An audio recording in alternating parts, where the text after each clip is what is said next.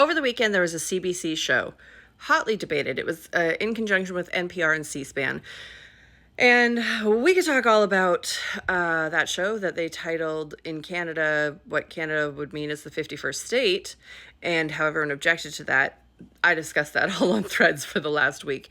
But I want to point out one guy. His name was Marcellus. He is a U.S. military vet who lives in Ottawa. Said he had a Canadian flag on his house.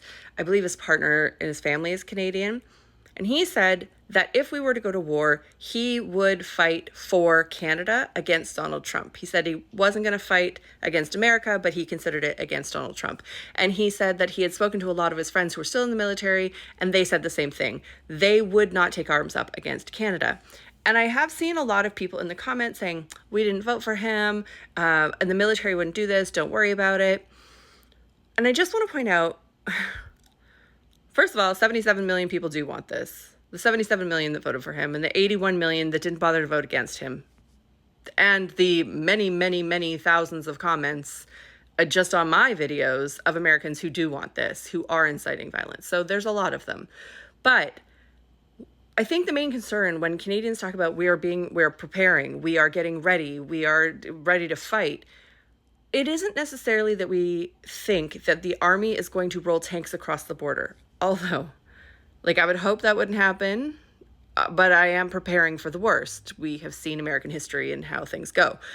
But he liberated, or he, I don't remember the word he used, all the people from January 6th who were in prison.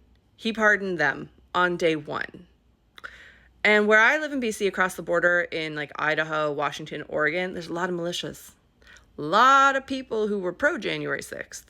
And it only takes one group of those people who thinks that Trump is talking directly to them with his propaganda that we need to be freed, that Canada isn't safe, that Canada doesn't have democracy, any of the propaganda that's going around. It just takes one individual or one group of people who believe that they need to come and liberate us for an international incident.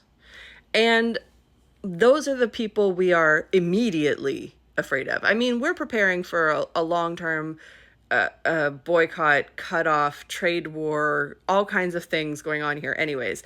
But we are also preparing to fight because we don't know who's coming. Sorry, I cut out. My phone battery's dying. We don't know who's coming across the border is my point. We don't know what your intentions are. That's the scary part. So Americans, if you don't want us to lump you in with those people, I would suggest fixing stuff in your own house, because we don't need to be liberated. We don't need to be freed. We just want to be left alone.